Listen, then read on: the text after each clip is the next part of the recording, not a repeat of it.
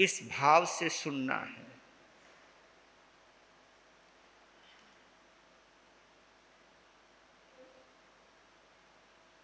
इस कथा के माध्यम से हमें हमारी भूल का ज्ञान होता जाए,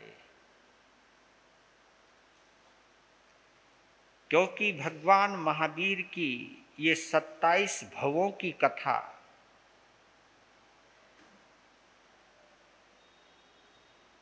हम सबकी कथा है। हम भी इसी तरह भटक रहे हैं। कुछ अच्छा किया तो पुरस्कार मिल रहा है, कुछ गलत किया तो उसकी हमें कोई ना कोई सजा मिल रही है। पूरे ब्रह्मांड को 6 काया 4 गति 84 लाख जीवा योनि, इस पर हम जब दृष्टिपात करते हैं, नजरें दौड़ाते हैं,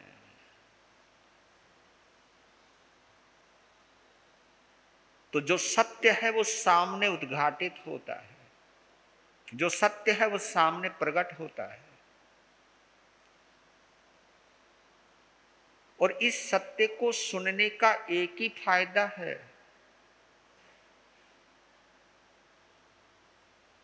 ये संभलने का अवसर है। हम यहां महसूस कर सकते हैं कि स्खलनाएं यानी भूल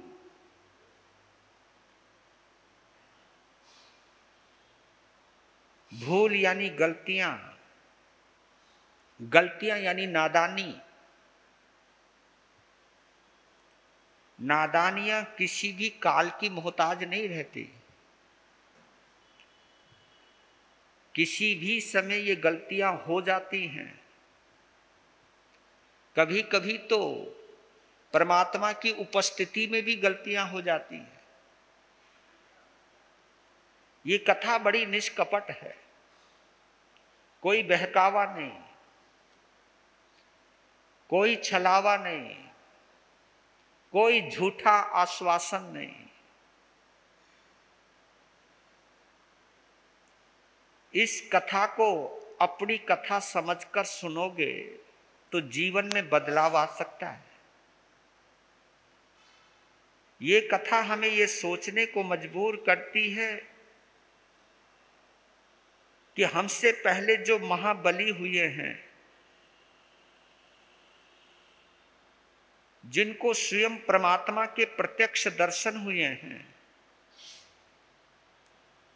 जिनको कभी हम सतयुग भी कहा करते थे,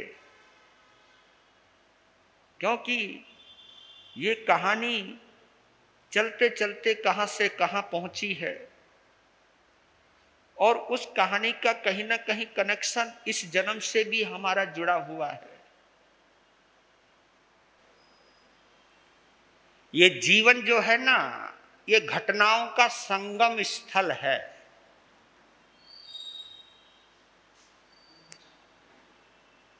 हमारे में से तुम्हारे में से कोई भी ऐसा नहीं है कि जिसके जीवन में कोई घटना घटित ना हुई हो। वो बात अलग है कि घटनाएं अच्छी भी होती हैं और घटनाएं बुरी भी होती है, लेकिन उन घटनाओं के पीछे एक बात कॉमन रहती है। वो बात कौन सी? वो बात है निमित्त की। निमित्त अच्छा भी होता है और बुरा भी होता है। निमित्त तो आप समझते होंगे। हमें ये मनुष्य जन्म मिला है तो किसी ना किसी निमित्त यानी वजह, कारण, कोई ना कोई कारण होता है, कोई ना कोई वजह होती है। हमें जो सुख मिलता है उसकी भी वजह है, हमें जो दुख मिलता है उसकी भी वजह है, हमें जो जीत मिलती है उसकी भी वजह है, हमें जो हार मिलती है वो भी वजह है। जीवन में चाहे अनुकूलता है चाहे प्रतिकूलता है, उन सभी की वजह जरूर होती है और वजह सब अंदर ही है। ये जितना भी बाहर का जगत दिखाई देता है, जिनके साथ हमारे तुम्हारे अच्छे और बुरे संबंध हैं, उन संबंधों की भी वजह है, उन रिश्तों की भी कोई ना कोई वजह है, कोई ना कोई निमित्त है। और उन निमित्तों को समझना और उस निमित्तों को समझाना ही इस महावीर कथा का उद्देश्य है। यानी हम महावीर की कथा के माध्यम से निमित्त क्या होते हैं, कौन किसकी वजह से क्या क्या प्राप्त करता है, ये पता चलता है। जब तक हम संसार का हिस्सा हैं तब तक हम निमित्त से बंधे हुए रहेंगे। निमित्त और उपादान, उपादान तो हम स्वयं हैं, लेकिन निमित्त से उपादान बंधा हुआ ही रहता है। ये निमित्त तो तब खत्म होंगे जब आत्मा अष्ट कर्मों से मुक्त होकर कहां पहुंच जाएगी? सिद्धालय।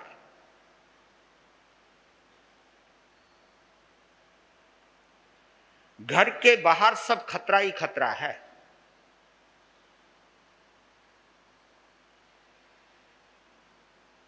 इसलिए कोरोना में कहा गया था सब अपने अपने, क्या बोला था, सब अपने अपने घरों में रहो। हाँ,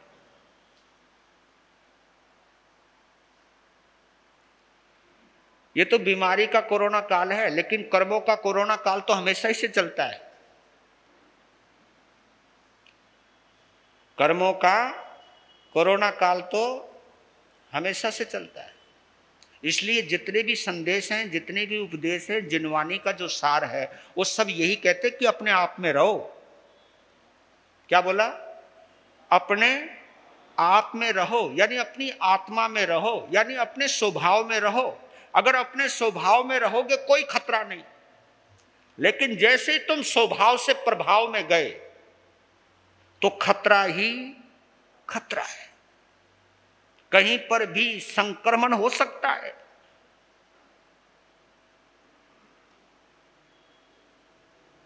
और ये कर्मों का संक्रमण अनादिकाल से चल रहा है। कोरोना का तो इलाज भी हो गया, इंजेक्शन भी आ गया। नहीं, इंजेक्शन तो इसका भी है, पर लेकिन लगाने में तकलीफ हो गए। जो सामयिक है ना, ये सबसे बढ़िया डोज है, ये सबसे बड़ा हमारा इंजेक्शन है। हमारी इम्यूनिटी को बढ़ाने का। सामयिक करते करते भी अगर हमारी इम्यूनिटी पावर नहीं बढ़ी, क्योंकि ये वो इम्यूनिटी पावर है जो हमारी कर्म के रोग से लड़ती है।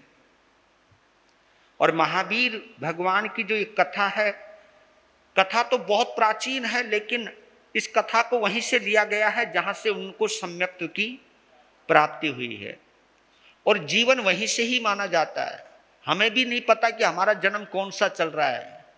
इस जन्म की दास्ता तो हमें तब पता चलेगी जब हम किसी न किसी सर्वज्ञ या तीर्थंकर के समोसरण में जाएंगे, तब पता चलेगा कि हमको सम्यक्त हुआ है या नहीं है। हुआ है तो कब से हुआ है, हमारे कितने जन्म बाकी हैं, कब से हमको सम्यक्त की प्राप्ति हुई है। तब तक तो भैया सब अंधेरा ही है। पर लेकिन एक बात और बताऊं, कॉमन क्या है? एक बात ये कॉमन है कि किसी न किसी पुण्यवानी का प्रभाव तो है कि हमको ये मनुष्य जन्म मिला है।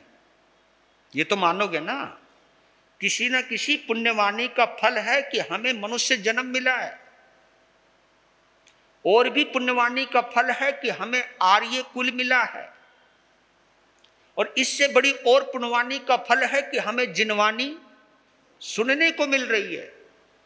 और जिनवानी में भी महावीर की कथा सुनने को मिल रही है। और महावीर की कथा में इसलिए महत्वपूर्ण मानता हूं, जो भी सुन रहे हैं, कि महावीर की कथा भी केवल वही सुन रहे हैं जिनका किसी ना किसी जन्म में महावीर से कनेक्शन रहा होगा। सीधी बात है। क्योंकि बिना महावीर की महावीर के जीवन से जब तक हमारा कोई कनेक्शन नहीं होता तो हमको ये कथा सुनने को मिलती ही नहीं, और ये कथा सुनाने का मौका ही नहीं मिलता। हमें जो सुनने का मौका मिल रहा है, सुनाने का अवसर मिल रहा है, ये बात इस बात का प्रमाण है कि हमारा किसी न किसी जन्म का पुण्य तो है, किसी न किसी जन्म का संयोग तो है प्रभु महावीर से। क्योंकि कथा करने वाले तो राम कथा भी करते हैं, भागवत भी करते हैं, शिव कथा भी करते हैं, कृष्ण कथा भी करते हैं। जो जिनसे जुड़ा हुआ है वो कथा कर रहा है। हम वो कथा कर रहे हैं कि हमारा भी कहीं ना कहीं किसी ना किसी जन्म में प्रभु महावीर से संबंध रहा है। बस आप ये मानकर, ये हमें इस कलयुग के अंदर, इस पंचम आर्य में हमारे लिए सबसे बड़ी खुशी की बात है कि हमारा संबंध महावीर से रहा हुआ है। थोड़े थोड़े इतरा लिया करो, घमंड नहीं करना। इतराने का मतलब आप कुछ और गलत शब्द, क्योंकि शब्द भी तो ऐसा है ना, मुझे भी तो सोच समझ के बोलना पड़ता है। इतराने का मतलब है कहीं ना कहीं एक आनंद की अनुभूति होना कि मेरी कितनी पुण्यवानी है। इसको अनुमोदना कहते हैं, अनुमोदना। इतराना एक शब्द गलत हो सकता है, लेकिन हमारे यहाँ क्योंकि जैन धर्म ने शब्द भी बड़े बड़े छांट छांट के दिए। इतराने की जगह कौन सा शब्द दिया? अनुमोदना। ये इतराना शब्द में उस सेंस में बोल रहा हूं कि जिनको अनुमोदना का अर्थ नहीं पता, उनके लिए इतराना शब्द हो सकता है।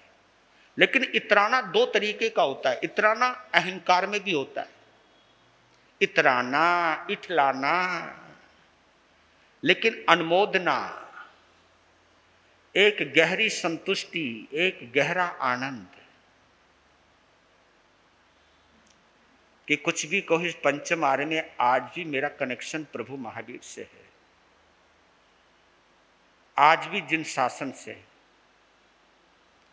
आज भी मेरे कानों में पंच प्रमेष्टि परमात्मा गूंजता है। आज भी मेरा संबंध है। पता नहीं आगे ये संबंध फिर कभी जुड़ेगा या नहीं जुड़ेगा, क्योंकि भगवान महावीर की आत्मा को मरीचि के बाद, मरीचि के बाद 13 भव लग गए। जैन संतों से उनका कनेक्शन जुड़ा नहीं, उनका कनेक्शन नहीं जुड़ा।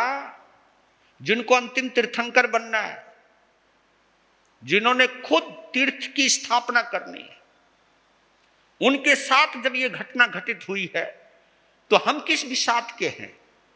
हम हैं किस खेत की मूली? जब वहां पर ऐसी घटना घटित हो गई है तो हमारे साथ भी ये मौका हमें बार बार नहीं मिलेगा। अगर यहां पर भी कुछ गलतियां करी, जैसे मरीचि ने करी, जैसे औरों ने की, वैसी गलती अगर हम भी करेंगे तो हम भी भटक जाएंगे। तो हमारा तुम्हारा कहीं भटकाव रुक जाए, इसलिए ये मौका मिला है आपको।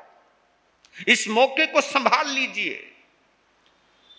जो बात बात में गुस्सा आ जाता है, बात बात में अहंकार आ जाता है, बात बात में छलावा आ जाता है, और दुनिया की शोहरत पाने के लिए, इज्जत पाने के लिए हम गलत गलत हथकंडे अपनाते हैं। उन हथकंडों से और पुण्यवानी के सहयोग से हमें वो योग संयोग मिल भी जाए, लेकिन याद रख लेना, इसके परिणाम कभी कभी बहुत बुरे भुगतने पड़ते हैं, बहुत कीमत चुकानी पड़ती है। कुछ चीजें हमारी मनचाही मिल जाती है, लेकिन उनकी कीमत बहुत चुकानी पड़ती है। उस कीमत को देखने के लिए हम ये कथा सुन रहे हैं। तो चौथे भव उनका देवलोक का हुआ, फिर वो ब्राह्मण बने। बाकी के जितने ये भव हैं, 16 भवों तक एक ही जैसी कहानी है। जगह बदलती रही है, उम्र भी बदलती रही है, आयुष्य काल भी बदलता रहा है, घटता आया है, उम्र भी बदलती रही है, आयुष्य भी बदलता रहा है, शहर भी बदलते रहे, गांव भी बदलते रहे, लेकिन इस चीज के अंदर एक बात कॉमन रही। कौन सी? जन्म हुआ है ब्राह्मण कुल में लगातार, और हर जन्म में वो परिव्राजक बने हैं, हर जन्म में वो सन्यासी भी बने हैं। तपस्या की है जिसे हम अपनी भाषा में बाल तप कहते हैं, बाल तप, अज्ञान तप। लेकिन तप तो वो भी है। और एक बात और क्लियर होती है यहां, ये समझाने के लिए बोल रहा हूं, बहस करने के लिए नहीं बोल रहा हूं, क्योंकि कई लोग हैं ना बातों को पकड़ लेते हैं। मैं कोई तर्क या बहस का कोई मौका नहीं देना चाहता, लेकिन एक बात कहता हूं, इस कहानी से जो मुझे पता चला कि फल खाना, फूल खाना, कंद मूल खाना, पानी पीना, उसके ऊपर जीना, एकांत में रहना, जंगल में रहना, पंचांगनी तप करना, क्योंकि सब जगह त्रिदंडी स्वामी बने हैं। त्रिदंडी स्वामी समझते हो आप? एक डंडा होता है और ऐसा होता है, और एक डंडा नीचे की तरफ रहता है, और आपने देखा होगा उसमें कभी हम अपना ये हाथ टेक लेते हैं और फिर हम जाप करते हैं। वो जो 3 डंडे हैं, मतलब एक लंबा और एक ये हथेली को रखने वाला, इसको त्रिदंडी स्वामी भी कहते हैं। हाथ को टिकाना, क्योंकि तपस्या में बैठे रहते, कब तक यूं रखते, कब तक यूं करें? तो हाथ को रोकने के लिए और जाप को जपने के लिए किसी न किसी की सहारे की जरूरत पड़ती है। यानी हाथ को सहारा जिससे दिया जाए वो त्रिदंड, त्रिदंडी स्वामी सन्यासी तपस्या की है, बाल तप किया है, और उस तप के प्रभाव से भी देवलोक में जाते रहे वो।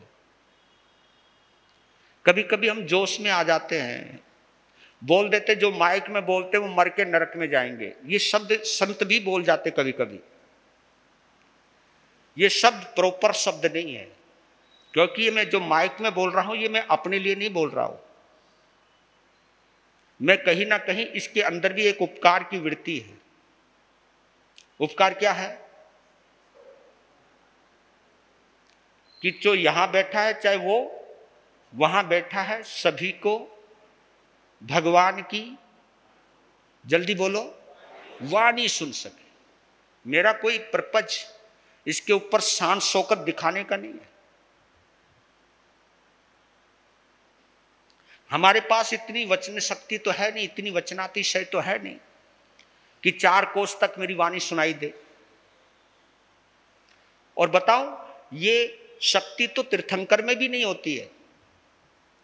ये पूरा का पूरा देवलोक के जो होते हैं देवता, जो देवदुंदुभी बचाते हैं, तो वो जो इस चीज का एक वहां पर सिस्टम लगता है, ये देवता की शक्ति है कि भगवान की वाणी हर किसी को अपनी अपनी भाषा में समझ में आती है। ये वचनातिशय है, लेकिन वो इंस्ट्रूमेंट है वो।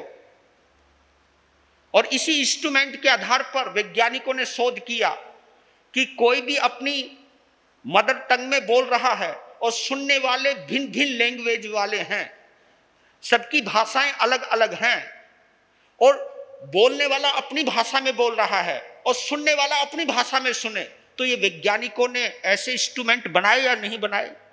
बनाए ना। तो ये विज्ञान का है, और ये देवताओं का ही चमत्कार रहता था कि भगवान अपनी ओरिजिनल लैंग्वेज में बोलते हैं, लेकिन हर कोई अपनी अपनी भाषा में सुन रहा है, अपनी अपनी भाषा में समझ रहा है। ये उनका वचनातिशय है। ये वही ना वही कुछ ना कुछ इंस्ट्रूमेंट लगे हुए हैं। तो आज भी विज्ञान ने ये साबित कर दिया है कि वक्ता किसी भी भाषा का हो, श्रोता भी किसी भी भाषा का हो, हर श्रोता उसकी भाषा समझ सकता है।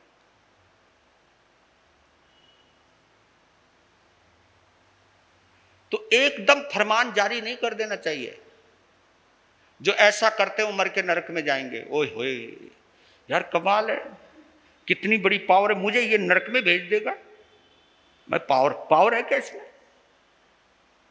हमें ये सोचना नहीं है। देखिए, ये मेरी कायरता हो सकती है क्योंकि मेरी आवाज इतनी ऊंची नहीं है कि मैं भरी पब्लिक में दूर तक एक जैसी आवाज में बोल सकूं, लेकिन आपको एक चीज ये बतला देता हूं, क्रिया के पीछे मकसद क्या है ये महत्वपूर्ण माना जाता है। क्या बोला मैंने? क्रिया के पीछे मकसद क्या है। टीवी में आप महावीर की कथा सुन सकते हो, तो महावीर की कथा सुनते सुनते क्या आप टीवी में महावीर की कथा सुनते सुनते क्या आपके भाव बिगड़ जाएंगे? बता तो दो, भाव बिगड़ेंगे क्या? टीवी अपने आप में टीवी है, वहां महावीर की कथा भी चल रही है और कामुक कथा भी चल रही है, काम विकारी की भी कथाएं चल रही हैं, और काम विकारों की कथाओं को, चित्रों को देखोगे भाव बिगड़ जाएंगे। लेकिन महावीर की जीवनी, महावीर की कथा सुनोगे तो आपके भाव सुधर भी सकते हैं। तो चीज, वस्तु इतनी महत्वपूर्ण नहीं है, उसका कैसा उपयोग हो रहा है, किस ढंग से उपयोग हो रहा है, यह ज्यादा महत्वपूर्ण होता है। आपको बतलाऊं, क्योंकि भगवान महावीर ने कहीं पर भी कुछ गड़बड़ नहीं की, क्योंकि निष्पक्ष है वो। अगर ये बात नहीं रही होती तो मेरे प्रभु महावीर ने ये बिल्कुल नहीं कहा होता जे आस्वाते परस्वा, जे परस्वाते आस्वा। यानी आप क्या समझते हो, त्याग, जिसने सब कुछ छोड़ दिया, त्याग करने के बाद भी वो नीच गोत्र का बंद कर सकता है। त्याग करने के बाद भी वो दुर्गति में जा सकता है। बताओ क्यों? अगर अहंकार आ जाए, अपने त्याग का अहंकार आ जाए और उस त्याग के आधार पर मैं दूसरे को नीचा देखने लग जाऊं, नीचा मानने लग जाऊं, उसको एक बुरी निंदा की दृष्टि से देखने लग जाऊं, निंदा करने लग जाऊं, त्याग जब मुझे हजम नहीं हुआ तभी तो हम दूसरे की निंदा करेंगे, तो वो त्याग भी दुर्गति का कारण बन जाता है। लेकिन मैं इतना बड़ा त्यागी नहीं, लेकिन त्यागी को देखकर अगर मैं अनुमोदना कर रहा हूं तो उस अनुमोदना से मैं सदगति में जाऊंगा या दुर्गति में? त्याग करके निंदा करने से सदगति मिलेगी या दुर्गति? दुर्गति मिलेगी, क्योंकि निंदा अहंकार में आती है, निंदा कसाई की प्रचुरता में आती है। और जो मैं अनुमोदना कर रहा हूं, यह अनुमोदना अहोभाव में आती है। अहोभाव यानी अनुमोदना के भाव की धन्य है, धन्य है ये कि मैं कायर हूं और ये महान है। ये जो अहोभाव में अनुमोदना आई है, अनुमोदना करने से मेरी भी सदगति हो सकती है। ये कई सवालों के जवाब महावीर की कथा से मिलते हैं। तपस्या की, बाल तप भी किया और स्वर्ग में भी गए, अच्छे अच्छे देवलोक तक गए, बड़े बड़े देवलोक तक गए। प्रथम देवलोक से लेकर के 12वें 13वें देवलोक तक की यात्राएं करी है। किसने? भगवान महावीर बनने वाली आत्मा ने। एक सवाल और आता है कि इतने ही भव ब्राह्मण और तापस के ही क्यों हुए? यह भी तो एक सवाल उठता है। इस सवाल का जवाब यह है कि उन्होंने उस परिव्राजक तपस्या को बड़े दिल से किया होगा और उसमें कहीं ना कहीं आसक्ति भी रही होगी और कहीं ना कहीं वो अच्छी लगी होगी, तभी वो बार बार वहीं आते रहे। क्योंकि जिस चीज से हमारा लगाव हो जाता है वो चीज हमें बार बार मिलती चली जाती है। देवलोक ब्राह्मण कुल, देवलोक ब्राह्मण कुल, देवलोक ब्राह्मण कुल, इस तरह उनके 16 भव हो गए। कितने? 16 भव।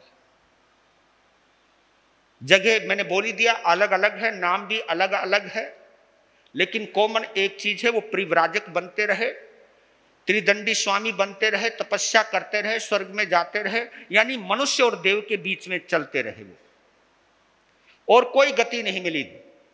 मनुष्य बने या देव बने, मनुष्य बने या देव बने, मनुष्य बने या देव बने। मनुष्य तो 17वें भाव में भी बने, लेकिन देखिए मरीचि के भाव में की हुई गलती कहां तक पीछा नहीं छोड़ती। वे 17वें भाव में उस वक्त की भी एक राजगृही नगरी है। ये मत समझना कि राजगृही नगरी एक ही है, क्योंकि मैंने तो कई शहरों के नाम एक जैसे देखे हैं अलग अलग प्रदेशों में। यहां पर भी कनॉट प्लेस है दिल्ली में, कनॉट प्लेस तो कहीं और भी हैं, कहीं पे भी हो सकते हैं। एक नाम के शहर, एक नाम के गांव, कई जगह हो सकते। तो राजगृही नगरी है, और इस राजगृही नगरी पर राजा विश्वनंदी का शासन चल रहा है।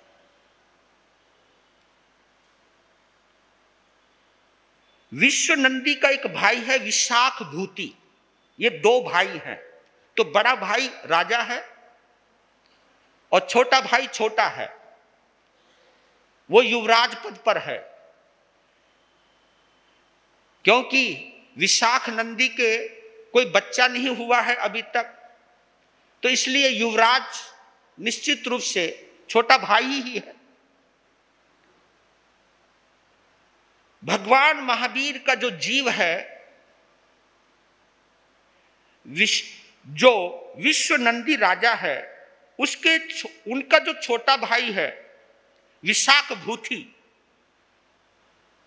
विशाख भूति के घर में वो पैदा हुआ। यानी यहां पर भी वो राजा का लड़का नहीं बना, राजा के छोटे भाई का बेटा बना।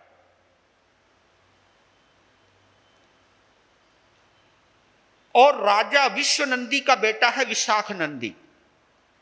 तो आपको बड़ा आसानी है समझने के लिए, विश्वनंदी का बेटा विशाख नंदी और विशाख भूति का लड़का विश्वभूति। यानी भगवान महावीर का जो जीव है विशाख भूति के लड़के विश्वभूति के रूप में पैदा हुआ। यहां पर यह समझ लेना।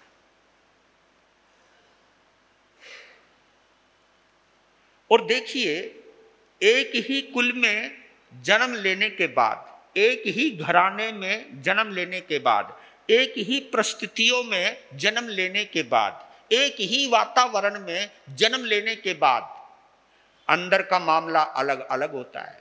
हाँ,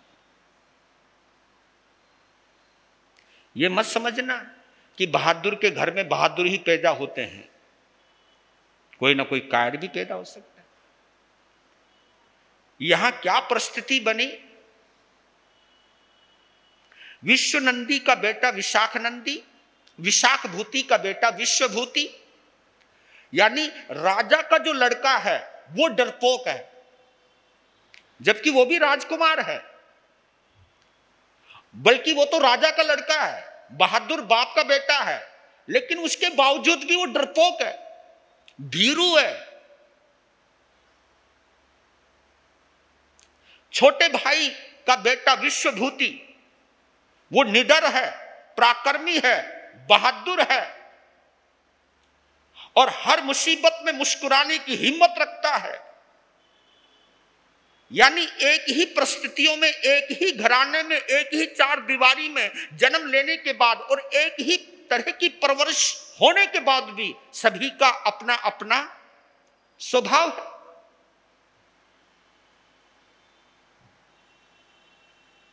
और याद रख लेना, जो गुण होते हैं ना, इनकी सुगंध होती है। सद्गुण की सुगंध होती है, दुर्गुण की दुर्गंध होती है। जहां दुर्गंध है वहां दुर्गंध है, जहां सद्गुण है वहां सुगंध है। और देखो, दोनों फैलती भी हैं, सुगंध भी फैलती है तो दुर्गंध भी फैलती है। क्योंकि गंध का संबंध किससे है? हवा से। और हमारे चारों तरफ क्या है? हवा है। और हवा हम किससे ग्रहण, शरीर तो ग्रहण करता ही है, विशेष रूप से हम नाक से और इस नाक का नाम क्या है? घ्राण इंद्री। इसको क्या बोलते हैं? घ्राण इंद्री। घ्राण इंद्री बोलते इसको। घ्राण है तो ये भी ग्रहण है, तो सारी इंद्रियां ग्रहण करने वाली, लेकिन इसका एक नाम रख दिया गया घ्राण इंद्री। घ्राण के दो ही विषय हैं, सुगंध, और ये दो ही काम करती है, या तो खुशबू लेगी या बदबू लेगी। पांचों इंद्रियों के अपने अपने विषय हैं।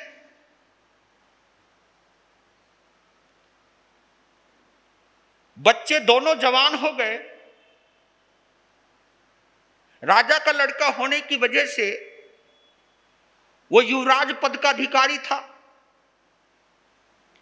लेकिन वो डरपोक था, डरा डरा रहता था, महलों में रहता था, छुपा छुपा रहता था, किसी से बोलता नहीं था, एकांत में रहता था, चुप चुप रहता था।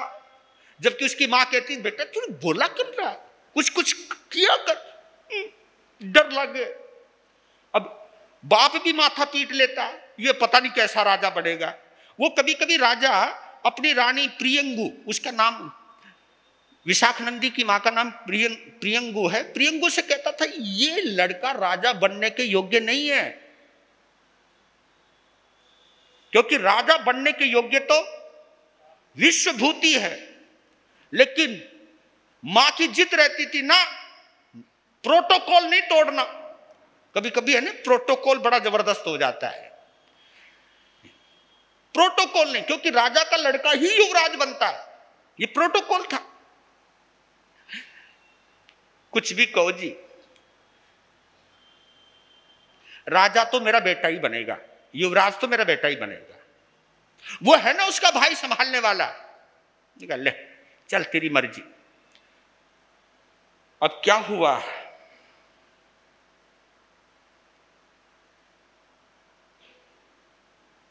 जब विशाख नंदी का नाम आता था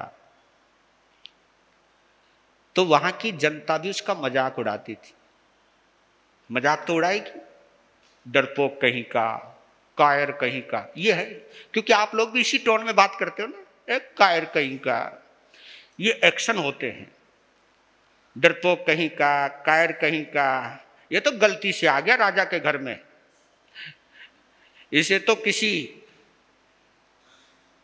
कायर के घर में पैदा होना चाहिए था, पता नहीं किस घर में पैदा हो गया। एक ही माहौल में पैदा होकर के। और देखो यार, विश्वभूति जो है क्या गजब सुंदर कितना है, बलिष्ठ कितना है, पराक्रमी कितना है, और हर समस्या का तुरंत समाधान ढूंढ लेता। बुद्धिमान कितना है, क्योंकि जो सक्रिय रहता वो बुद्धिमान भी हो जाता, बुद्धिमान भी बहुत था वो। सारे गुण राजा के विश्वभूति में थे। लेकिन युवराज बनने का अधिकारी कौन? विशाख नंदी। और जब लोग प्रशंसा करते तो लोगों की प्रशंसा विशाख नंदी के, क्योंकि बात सब पहुंच जाती है, बात कहीं छुपती नहीं है, बात पहुंची जाती है कि विशाख नंदी कायर है, विश्वभूति बहादुर है।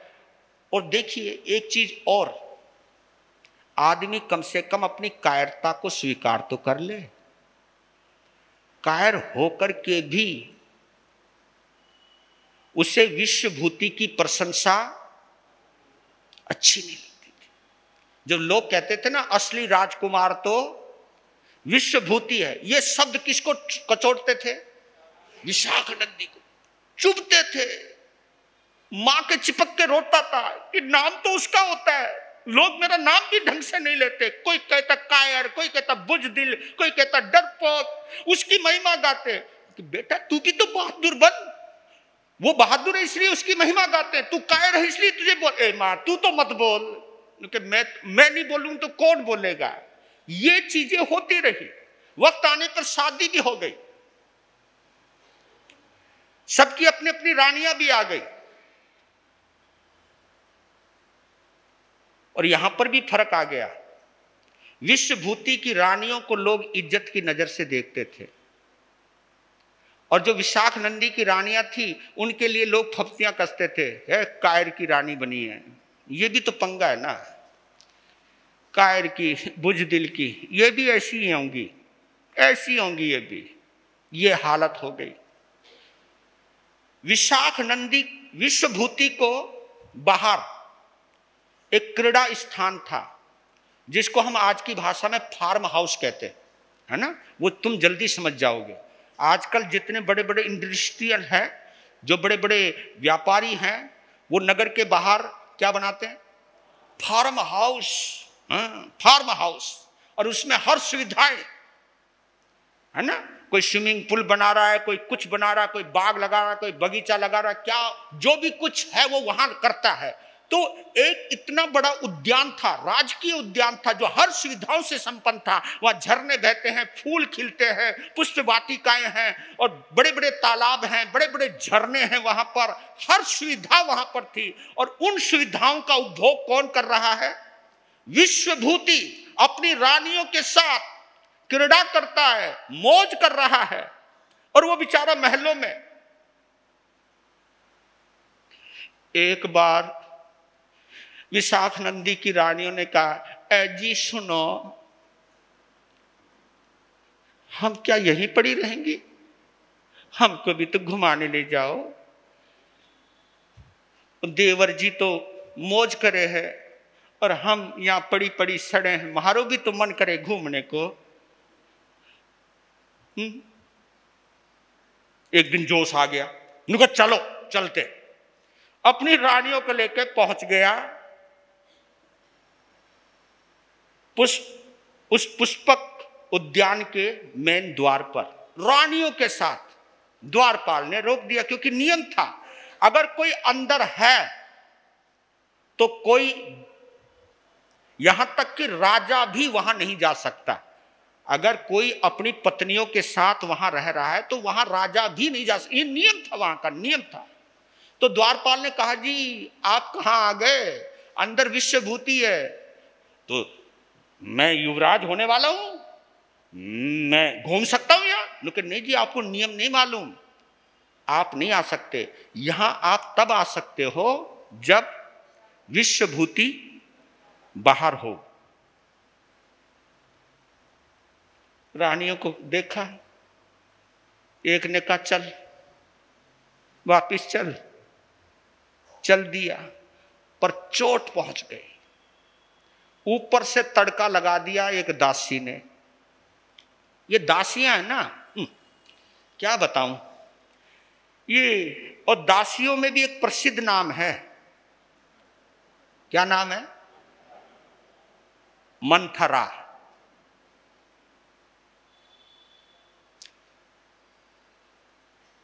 और जब कोई भी रानी दासी की बातों को ध्यान देने लग जाती है, वहां कुछ ना कुछ गड़बड़ होनी लाजमी है। हो गई गड़बड़। एक ने पता नहीं क्या कर दिया, नंबर बनाने के चक्कर में प्रियंगु महारानी को कहा, रोने लग रही। पता नहीं असल में रो रही या वैसे नकली में रो रही, ये भी तो नहीं पता चलता ना। इतना मुंह बनाया महारानी, कुछ भी कहो, असली जीवन का आनंद तो विश्वभूति ले रहा है। जब मैं आपके बेटे की दुर्गति देखती हूं ना, तो बहुत दर्द होता है। मैंने अपने हाथों से पाला है उसको, बेचारे की 2 कौड़ी की इज्जत नहीं, बाहर निकाल दिया। निकल यहां से। ऐसी जिंदगी से तो मरना ही अच्छा है। जब ये बात सुनी, मां को जोश आ गया। वो ये समझ गई कि इसका मतलब ये बात गलत है। ध्यान दिया, नियमों की तरफ ध्यान नहीं जाता जब अंदर कुछ और चीज होने लगती है। 2 चीजें जरूर ध्यान रख लेना मेरे बंधुओं। मैं यहां पर रोकना चाहूंगा, लेकिन एक चीज समझा देना चाहता हूं मैं आपको। इसको हम क्या बोलते हैं? किसी की बढ़ती को देखना और फिर उससे जलना, इसको हम क्या बोलते हैं? ईर्ष्या बोलते हैं। ईर्ष्या। ईर्ष्या के भी 3 स्तर बतलाए। स्तर यानी कैटेगरी। अब चेक करना आप कहां पर हो। हम सब हैं, क्योंकि मैंने तो गोस्वामी तुलसीदास का वो दोहा पढ़ा है, वो हम सब पे लागू होता है, हम सब पे, उसमें तुम भी आगे और हम भी आगे। उस दोहे ने आईना दिखाया है, शीशा दिखाया है। कौन सा? कंचन तजना सहज है,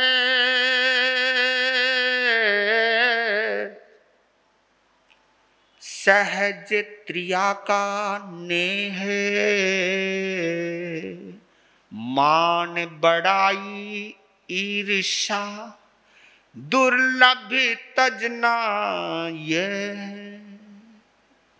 कंचन तजना सहज है, जो कि बहुत मुश्किल है, लेकिन बोल दिया, इट इज पॉसिबल। कंचन यानी धन दौलत, धन का त्याग करना, दौलत का त्याग करना। कंचन तजना सहज है, सहज त्रिया का नेह है, यानी औरत के प्रति जो आकर्षण है, महिलाओं के प्रति जो आकर्षण है, वो भी छोड़ना आसान है, वो भी छोड़ना आसान है। दौलत और औरत से मोहब्बत तोड़ना आसान है, इनका त्याग करना आसान है। लेकिन जो नीचे लाइन कही है, मान बड़ाई ईर्षा दुर्लभ तजना ये है, ये यानी हम संत भी बन जाते हैं ना, लेकिन ये चीज हमारा भी पीछा नहीं छोड़ती। बताओ किसका? मान बड़ाई और ईर्षा हम संतों में भी घुस गई है ना। इसलिए मैंने तुम्हें एक बार बोला भी था, किसी भी संत के पास जाओ, उसकी ही प्रशंसा करना, अगर कुछ आशीर्वाद लेना चाहते हो तो, अगर तुम्हें कुछ गरज है तो, हाँ कोई स्वार्थ है तो। अगर गलती से तुमने किसी साधु के सामने किसी और साधु की अगर प्रशंसा कर दी, तो तुमको आशीर्वाद मिलने वाला है ना। आजकल साधु भी कमाल के होते हैं, साधु भी ये पूछ लेते भाई तू कहां से आया। ये भी कोई पूछने की बात है, भाई घर से ही आया होगा, लेकिन उसका मतलब ये नहीं होता कि तू घर से आया है। उसका कहने का, पूछने का मतलब है किसी और के दर्शन करके तो नहीं आया। ये चीजें हमारे अंदर भी घुस गई है भैया। इस ईर्षा ने हमारे सत्व को भी खा लिया है। तो ईर्षा के 3 स्तर बतलाए हैं, चेक करना, उसमें मैं भी हो सकता हूं, आप भी हो सकते हैं, हम कहां पर है। ईर्षा का सबसे मोटा स्तर क्या है? सबसे मोटा स्तर यह है कि जो चीज मेरे पास हो वो चीज दूसरों के पास नहीं होनी चाहिए। ये तो होती है ना, जैसी कोठी मारी हो ऐसी कोठी किसी और की ना हो। तो ये मोटा है, जो चीज मेरे पास है वो चीज किसी और के पास नहीं होनी चाहिए, पहला स्तर। दूसरा स्तर है, जो चीज मेरे पास नहीं है वो चीज किसी और के पास भी नहीं होनी चाहिए। तीसरा स्तर वो होता है, देखने वाली बात है ये, कि कभी कभी हम कोई दूसरे को परेशान कर रहा है, उससे कोई लेना देना नहीं, लेकिन ये संस्कार है अंदर पड़े हुए।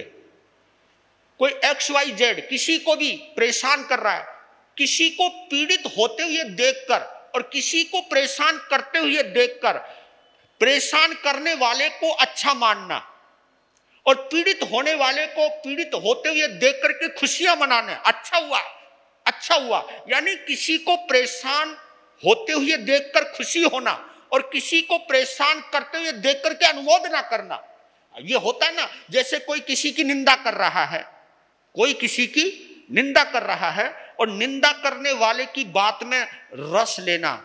कभी कभी हो जाता है ऐसा कि अरे जरा दोबारा बता क्या बोल रहा था तू, उसके बारे में क्या बोल रहा, इतनी इतनी इंटरेस्ट है। ये तो एक साहित्यकारों ने एक शब्द बोल दिया कि ये तो घोर आश्चर्य है कि साहित्य के अंदर 9 प्रकार के रस बतलाए गए हैं, लेकिन ये 10वां निंदा का रस क्यों नहीं गिना गया। आप कभी देखना, मैं किसी की प्रशंसा कर रहा हूंगा ना, शायद किसी को अच्छा ना लगे, हो सकता है, लेकिन अगर मैं किसी की निंदा कर रहा हूं तो आपके कान, जल्दी बोलो, एकदम खड़े हो जाते हैं। चौकन्ना, नींद नहीं आवे जी, कोई नींद का लटका ले रहा और कान में पता चल गया ये उसकी बारे में कुछ सुना रहा है और नेगेटिव बोल रहा है, तुरंत नींद खुल जाती है आपको की, यानी निंदा में रस आने लगता है।